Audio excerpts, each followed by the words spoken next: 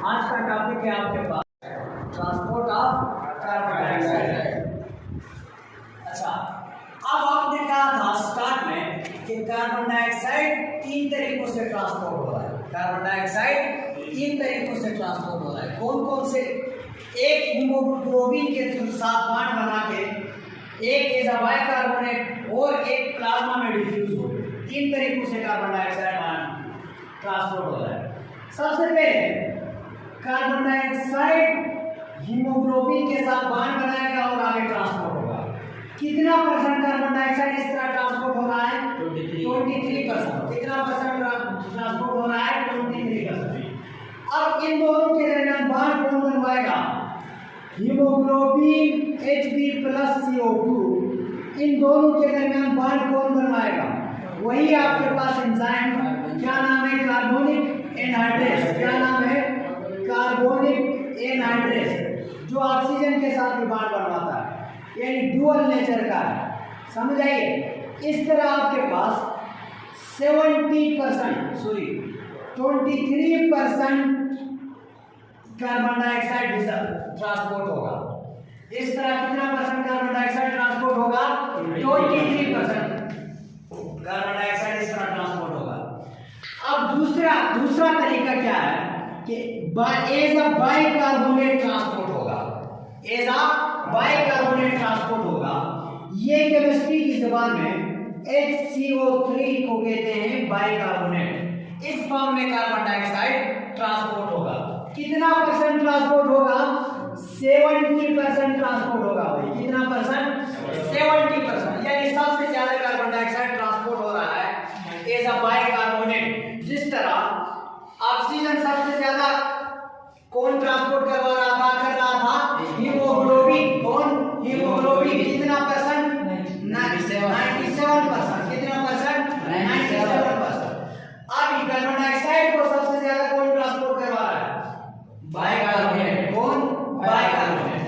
बाकी जो 7% carbon dioxide है वो प्लाज्मा में डिसॉल्व होकर ट्रांसपोर्ट होगा। वो प्लाज्मा में डिसॉल्व होकर ट्रांसपोर्ट होगा। समझ आइए। अब इसको हम पढ़ते हैं कि कैसे 23% ट्रांसपोर्ट हो रहा है हीमोग्लोबिन के थ्रू, एज अ बाइकार्बोनेट 70% कैसे ट्रांसपोर्ट हो रहा है, और 7% प्लाज्मा में डिसॉल्व होकर ट्रांसपोर्ट कैसे हो रहा है। ये आपकी किताब वाले ने किताब में एक थ्योरेटिकल लिखा हुआ है जिस पे सही समझ नहीं आ रही। मैंने कोशिश की है कि कुछ सिंपल करके आपको समझाऊं। उम्मीद है आपको अच्छी तरह समझ आ जाए। अब यहाँ पे देखो, ये स्ट्रक्चर है। सबसे पहले ये आपके पास टिश्यू है, यानी टिश्यू या सेल कोई भी, ठीक है। ये ब्लड वेसल है। टिश्यू के आसपास ब्लड वेसल होंगे ना? टिश्यू के आसपास सारे ब्लड वेसल होंगे। ब्लड वेसल के अंदर रेड ब्लड सेल है। ब्लड वेसल के अंदर ये क्या चीजें हैं? रेड ब्लड सेल है। रेड ब्लड सेल को ही मैंने बाहर निकाला, यानी ये सारी प्रोसेस किसके अंदर हो रही है? रेड ब्लड सेल के अंदर। इधर देखो, सिर्फ 3% कार्बन डाइऑक्साइड जो है ट्रांसपोर्ट हो रहा है। 7% नहीं, 3%, सॉरी, इधर 7% लिखा है। ओनली 3% कार्बन डाइऑक्साइड जो है प्लाज्मा में डिसॉल्व होकर ट्रांसपोर्ट हो रहा है, यानी 3% carbon dioxide red blood cell के अंदर नहीं आता। बाकी हीमोग्लोबिन और बाइकार्बोनेट ये कहां बनते हैं? ये इनके साथ बॉन्ड कहां बनता है? यानी हीमोग्लोबिन के साथ बॉन्ड कहां बनता है? रेड ब्लड सेल के अंदर। और बाइकार्बोनेट भी कहां बनता है? रेड ब्लड सेल के अंदर। यानी 93%, इन दोनों को मिलाओ तो 93% बनेगा ना। 93% कार्बन डाइऑक्साइड को ट्रांसपोर्ट कौन करवा रहा है? आरबीसी। कौन करवा रहा है? आरबीसी। समझ आइए कैसे, आगे देखते हैं। हीमोग्लोबिन के साथ कार्बन डाइऑक्साइड, सिंपल फॉरवर्ड बात है, अगर कंसंट्रेशन ज्यादा है कार्बन डाइऑक्साइड की तो हीमोग्लोबिन के साथ बॉन्ड बनाएगा। क्यों कंसंट्रेशन ज्यादा होगी भाई? इधर देखो, सेल या टिश्यू के अंदर क्या होता है? रिस्पायरेशन होती है। सेल या टिश्यू के अंदर क्या होता है? रिस्पायरेशन होती है। अब यहाँ पे देखो, ये रिस्पायरेशन की इक्वेशन है। रिस्पायरेशन के रिजल्ट में क्या बनता है? Carbon dioxide. रिस्पायरेशन के रिजल्ट में क्या बनता है? कार्बन डाइऑक्साइड बनता है। कोई एक दफा रिस्पायरेशन होती है नहीं, बार बार रिस्पायरेशन होती है, बार बार आपको एनर्जी चाहिए होती है। अब वो कार्बन डाइऑक्साइड कैसे आगे ट्रांसपोर्ट होगा? यहां पे सेल है या टिश्यू है जो भी है, इसके आसपास ब्लड वेसल है भाई, इसके आसपास क्या है? ब्लड वेसल है। अब देखो कार्बन डाइऑक्साइड यहां पे बनेगा, वो कार्बन डाइऑक्साइड एंटर होगा कहां? ब्लड वेसल के अंदर। कहां एंटर होगा? ब्लड वेसल के अंदर।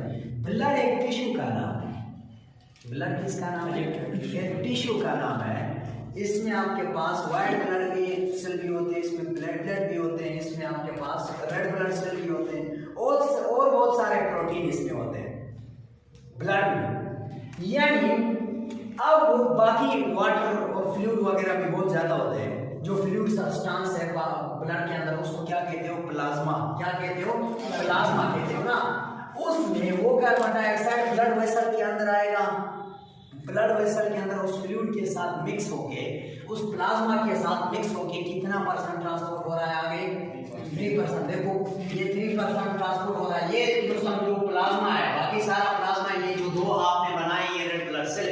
अब ये 3% आ रहा है, देखो 3% डायरेक्ट एंटर हो रहा है किधर? अल्विलाई में। ये अल्विलाई किधर एंटर हो रहा है?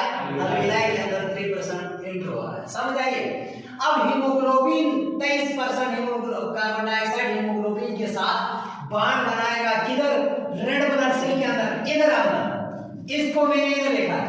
रेड ब्लड सेल के साथ बॉन्ड बनाएगा किस एंजाइम के थ्रू? कार्बोनिक एनहाइड्रेज के थ्रू। कार्बोनिक एनहाइड्रेज के थ्रू बॉन्ड बनाएगा। और देखो बॉन्ड बना के, अब इधर देखो बॉन्ड बना के यहां पे देखो कार्बोनिक एनहाइड्रेज के साथ बॉन्ड बनाया, HbCO2 बन गया है। HbCO2 बन गया है। ये आगे आपके पास, ये आगे रेड ब्लड सेल के अंदर Hb और CO2 अलग हो जाते हैं, दोबारा इनकी सिक्रीशन हो जाती है, टूट जाता है ये बॉन्ड, और वो कार्बन डाइऑक्साइड देखो आगे अल्विलाई तक ट्रांसपोर्ट हो रहा है 23%। कार्बन डाइऑक्साइड कितना? 23% आगे अल्विलाई तक ट्रांसपोर्ट हो रहा है। समझ आइए। अब आपके पास एज अ बाइकार्बोनेट 70% ट्रांसपोर्ट हो रहा है। एज अ बाइकार्बोनेट 70% ट्रांसपोर्ट हो रहा है। इधर देखो, अब यहाँ पे आपके पास कार्बन डाइऑक्साइड एंटर हो गया किधर? ब्लड सेल के अंदर। किधर? ब्लड सेल, यानी रेड ब्लड सेल के अंदर क्या एंटर हो गया भाई? कार्बन डाइऑक्साइड एंटर हो गया। क्या एंटर हो गया? Carbon dioxide red blood cell के अंदर एंटर हो गया। अब ये देखो रेड ब्लड सेल के अंदर वाटर तो मौजूद है, वाटर के बगैर वो फ्लो नहीं कर सकता। वाटर है, कार्बन डाइऑक्साइड और वाटर आपस में रिएक्ट करेंगे, रिएक्शन करके क्या बनाएंगे?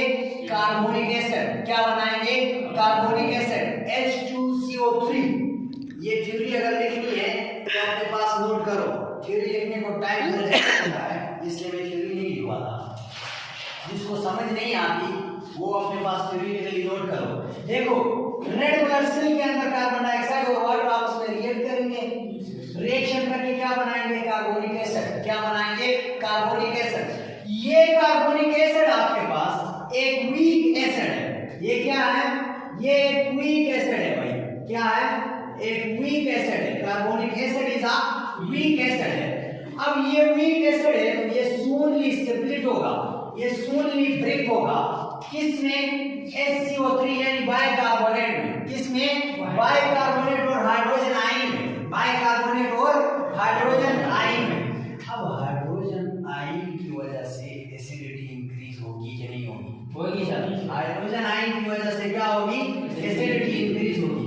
और आपने कहा था कि भाई अगर एसिडिटी इंक्रीज हुई, एसिडिटी अगर इंक्रीज हुई, फैक्टर इफेक्टिव में आपने पढ़ा था कि एसिडिटी इंक्रीज हुई तो ऑक्सीजन और हेमोग्लोबिन के दरमियान बॉन्ड ब्रेक होगा, आपने कहा था।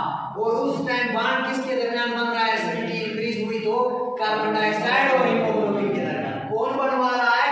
Carbonic anhydrase. Carbonic anhydrase bond बनवा रहा है। अब एसिडिटी इंक्रीज होगी तो बॉन्ड कार्बन डाइऑक्साइड और हीमोग्लोबिन के दरमियान बॉन्ड बनेगा। और इधर ऑक्सीजन तो है मौजूद इसमें, इसके अंदर जो हेमोग्लोबिन के साथ पहले से बॉन्ड बना हुआ है, जो कल आपने पढ़ा है ट्रांसपोर्ट हुआ Hb4O2, यानी एक haemoglobin molecule, haemoglobin 4 oxygen molecule को ट्रांसपोर्ट कर सकता है। ब्लड है, ब्लड सेल है तो उसके अंदर ऑक्सीजन मौजूद है, लेकिन वो ऑक्सीजन और हेमोग्लोबिन के दरमियान बॉन्ड ब्रेक होगा एसिडिटी की वजह से। बॉन्ड ब्रेक हो गया, हीमोग्लोबिन यहां से सेपरेट हो गया, ऑक्सीजन से हीमोग्लोबिन क्या हो गया है, अलग हो गया।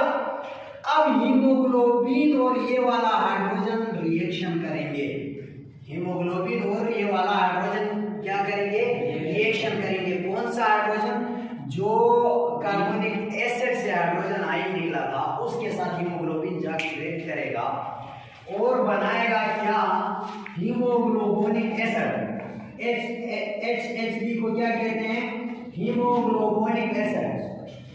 हीमोग्लोबिनिक एसिड क्या बनाएगा, हीमोग्लोबिनिक एसिड बनाएगा। क्या बनाएगा, हीमोग्लोबिनिक एसिड। ये हीमोग्लोबिनिक एसिड जो है ये एक्ट करता है एज अ बफर। क्या करता है, एज अ बफर एक्ट करता है, यानी ब्लड के पीएच चेंज होने से बचाता है। बफर किसको कहते हैं, जो पीएच मेंटेन रखता है। यस सर, ये एज अ बफर एक्ट कर रहा है। कैसे भाई, ये ब्लड के पीएच चेंज होने से बचाता है। अब अगर हाइड्रोजन आयन ब्लड के अंदर ज्यादा होगा तो क्या होगा, एसिडिटी इंक्रीज हो जाएगी ना, पीएच, यानी हाइड्रोजन आयन ज्यादा हो गया, पीएच ज्यादा हो जाएगी, एसिडिटी इंक्रीज हो जाएगी। पीएच वैल्यू जो है वो कम हो जाएगा ना, 7 से कम हो तो वो एसिडिक हो जाएगा। ऐसा ही है। अब आपके पास देखो क्या होगा, यहाँ पे इसकी वजह से एसिडिटी इंक्रीज हो रही थी तो हीमोग्लोबिन ने क्या किया, इसके साथ बॉन्ड बनाया। इसके साथ क्या कर दिया, बॉन्ड बनाया, ताकि एसिडिटी इंक्रीज ना हो और ब्लड की पीएच कंटिन्यू मेंटेन रहे। वैसे normal pH of blood is 7.3 या 7.4, स्लाइटली बेसिक है, स्लाइटली बेसिक है, ठीक है।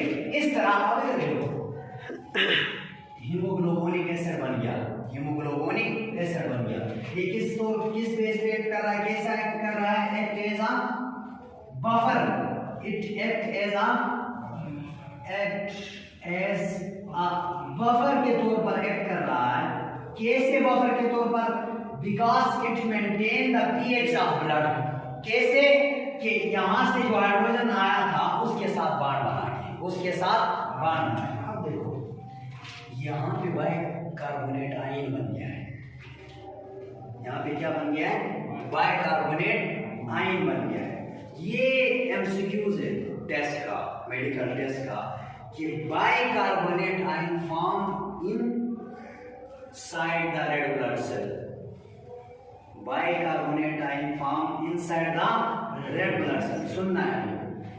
अब यहां से ये बाइकार्बोनेट आयन बाहर आएगा, बाहर आएगा, यहां से बाइकार्बोनेट आयन क्या होगा, बाहर आएगा। इधर देखो रेड ब्लड सेल से बाइकार्बोनेट आयन कहां, किधर गया है, बाहर आ गया है, प्लाज्मा में। किधर आ गया है, बाहर आ गया है, प्लाज्मा में आ गया है। प्लाज्मा में वहां पे सोडियम आयन वगैरह बहुत सारे आयन उधर मौजूद होते हैं ब्लड के अंदर। अब ब्लड के अंदर सोडियम के साथ रिएक्ट करेगा बाइकार्बोनेट आयन। इधर देखो माइनस चार्ज है इसके ऊपर, सोडियम के ऊपर। नॉर्मली सोडियम एक इलेक्ट्रॉन को लॉस कर सकता है, पॉजिटिव होता है। अब देखो सोडियम बाइकार्बोनेट बन जाएगा, ये रिएक्शन करके क्या बन जाएगा, सोडियम बाइकार्बोनेट। क्या बन जाएगा, सोडियम बाइकार्बोनेट बन जाएगा। अब ये एमसीक्यूज है, एमसीक्यूज ये है कि bicarbonate ion form inside the red blood cell while sodium bicarbonate form outside the red blood cell. Blood के अंदर तो बनता है सोडियम बाइकार्बोनेट भी, लेकिन सेल से बाहर बनता है, सेल से बाहर बनता है, प्लाज्मा में बनता है, ब्लड के अंदर बनता है। समझ आइए। हाँ, अब इधर देखो यहां से बाइकार्बोनेट आयन बाहर आ गया, यानी जो नेगेटिव साइन थी वो बाहर आ गई। इसको पूरा करना है अभी, इस नेगेटिव साइन को क्या करना है, पूरा करने के लिए यहां से क्लोरीन आयन अंदर आता है। क्या आता है, क्लोरीन आता है। उधर देखो यहां से क्या आता है, क्लोरीन आता है। यहां से क्या आता है, क्लोरीन अंदर आता है बाहर प्लाज्मा से, यानी बाहर से रेड ब्लड सेल के अंदर क्या आता है, क्लोरीन आता है। इस वजह से transport of carbon dioxide is also known as, इसको यानी इस स्टेप की वजह से यहां पे इसको कह सकते हो क्लोराइड शिफ्ट। क्या नाम देते हैं, शिफ्ट क्यों कहते हैं? क्योंकि यहाँ पे शिफ्टिंग होती है क्लोराइड आयन की। क्या होती है? क्लोराइड आयन की शिफ्टिंग होती है। अब देखो फिर से इसकी शिफ्टिंग होगी। ये जो यहाँ तक आपने पढ़ा है ये नियर टिश्यू, ये कहाँ पढ़ा है आपने? टिश्यू के करीब। ये कहाँ पढ़ा है? टिश्यू के करीब। अब आपने कहा ना ऑक्सीजन पढ़ते हुए कि टिश्यू के आसपास ब्लड बेसिक हो सकता है और अलविलाई के आसपास एसिडिक हो सकता है। ठीक है, समझ आइए? सॉरी, इधर टिश्यू के आसपास एसिडिक हो सकता है, इधर अलविलाई के आसपास बेसिक हो सकता है। ठीक है, कंफ्यूज हुआ होगा। अब इधर देखो, यहाँ तक ये जो यहाँ तक आपने पढ़ा है भाई ये टिश्यू के आसपास पढ़ा है, ये वाली कहानी हो गई। अब इधर अलविलाई के आसपास ये क्या है? ये इधर देखो मेरी तरफ, अब इधर मेरी तरफ देखो, यहाँ तक आपके पास ब्लड आया है, यहाँ तक ब्लड आया है यानी बाइकार्बोनेट आया है। इधर अंदर ये बाइकार्बोनेट किसका है? असल में इसके अंदर कार्बन डाइऑक्साइड छिपा हुआ है। कार्बोनिक एसिड वगैरह पढ़ना कोई शौक नहीं है हमारा, केमिस्ट्री नहीं पढ़ा रहा मैं, ये केमिस्ट्री वालों को शौक होता है पढ़ना। हमारी मजबूरी है। क्यों मजबूरी है? क्योंकि इधर अंदर क्या चीज है? कार्बन डाइऑक्साइड, उसको हम ट्रांसपोर्ट करा रहे हैं। समझ आइए? अब यहाँ पे देखो, यहाँ पे क्या होगा? ये जो सोडियम बाइकार्बोनेट बन गया था, इनके दरमियान फिर से बॉन्ड ब्रेक हो जाएगा, इनके दरमियान फिर से बॉन्ड ब्रेक हो जाएगा। सोडियम अलग और बाइकार्बोनेट आयन दोबारा अलग, सोडियम अलग और बाइकार्बोनेट आयन दोबारा अलग, बाहर रेड ब्लड सेल से बाहर। ठीक है, बाइकार्बोनेट आयन यहाँ से दोबारा एंटर होगा रेड ब्लड सेल में, बाइकार्बोनेट आयन यहाँ से दोबारा रेड ब्लड सेल के अंदर एंटर होगा। अब देखो यहाँ इस सेल के अंदर दोबारा से नेगेटिव आयन आ गया कि नहीं आ गया? आ गया ना। सॉरी, एक बात इधर में भूल गया, क्लोरीन आयन अंदर आ गया था, negative ion. Red blood cell के अंदर पॉजिटिव आयन, पॉजिटिव यानी पोटेशियम ने उसके साथ बॉन्ड बनाया, क्योंकि एसिडिटी और यानी जो इसका पीएच उसको चेंज नहीं होने देते, बॉन्ड बनाया और पोटेशियम क्लोराइड बना दिया। क्या बना दिया? Potassium chloride. अब इधर देखो, यहाँ से दोबारा बाइकार्बोनेट आयन एंटर हो गया भाई, यानी नेगेटिव आयन एंटर हो गया, तो उधर से पोटेशियम क्लोराइड, ये भी जो रेड ब्लड सेल है इसके अंदर पोटेशियम क्लोराइड मौजूद है, उनके दरमियान बॉन्ड ब्रेक हो जाएगा और क्लोरीन आयन बाहर निकलेगा, क्योंकि ये इधर से एंटर हो गया है, वो उधर से बाहर। क्लोराइड शिफ्ट, इस वजह से क्या नाम देते हैं? Chloride shift. ठीक है, क्लोराइड आयन की शिफ्टिंग होती है। अब यहाँ पे देखो, यहाँ पे bicarbonate ion red blood cell के अंदर आएगा। ये रेड ब्लड सेल कहाँ मौजूद है भाई? ये रेड ब्लड सेल अलविलाई के पास मौजूद है। कहाँ मौजूद है? अलविलाई के पास मौजूद है। अब यहाँ पे बाइकार्बोनेट आयन हाइड्रोजन के साथ रिएक्शन करेगा। किसके साथ रिएक्शन करेगा? हाइड्रोजन के साथ। हाइड्रोजन कहाँ से आएगा? हाइड्रोजन इधर रेड ब्लड सेल के अंदर जो आपने अभी क्या नाम है HHB बनाया, हीमोग्लोबिनिक एसिड बनाया, हीमोग्लोबिनिक एसिड बनाया था, वो ब्रेक होगा। वो क्या होगा? ब्रेक होगा। क्यों? इधर देखो, अलविलाई से ऑक्सीजन आ रहा है कि नहीं आ रहा? ब्लड के अंदर अलविलाई से ऑक्सीजन ब्लड के अंदर आ गया है और ब्लड में रेड ब्लड सेल के अंदर आ गया है, ऑक्सीजन रेड ब्लड सेल के अंदर आ गया है, यानी इस हीमोग्लोबिनिक एसिड है, हाइड्रोजन आयन और हीमोग्लोबिन के दरमियान बॉन्ड ब्रेक होगा। हाइड्रोजन आयन यहाँ से अलग होगा और हीमोग्लोबिन अलग होगा। हीमोग्लोबिन यहाँ पे ऑक्सीजन के साथ बॉन्ड बनाएगा फिर से और आगे ऑक्सीजन को ट्रांसपोर्ट करेगा टिश्यू तक। ठीक है, वही कहानी इधर से आ गई। हीमोग्लोबिन ऑक्सीजन के साथ बॉन्ड बना के इधर आया, यहाँ पे हीमोग्लोबिन अलग हो गया, ऑक्सीजन फ्री हो गया। ऑक्सीजन कहाँ जाएगा? टिश्यू के अंदर। कहाँ जाएगा? टिश्यू के अंदर। समझ आई?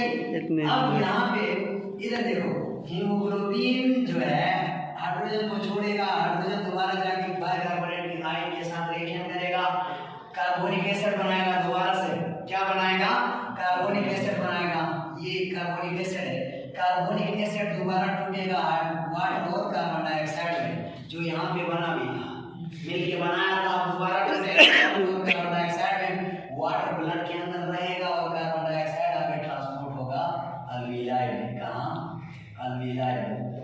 कितनी जो है एक बिल्कुल फ्लोइंग प्रोसेस है, यहाँ पे देखो बिल्कुल भी चेंज नहीं हो, कुदरत का निजाम है, समझाइए, कुदरत का निजाम है। यहाँ पे एक आयन निकल रहा है, दूसरा एंटर हो रहा है, दूसरा निकल रहा है तो ये वाला यहाँ से एंटर हो रहा है, समझ आ रही है? किसी का कोई मसला कोई शो सबको, बाकी इंशाल्लाह कल पढ़ते हैं।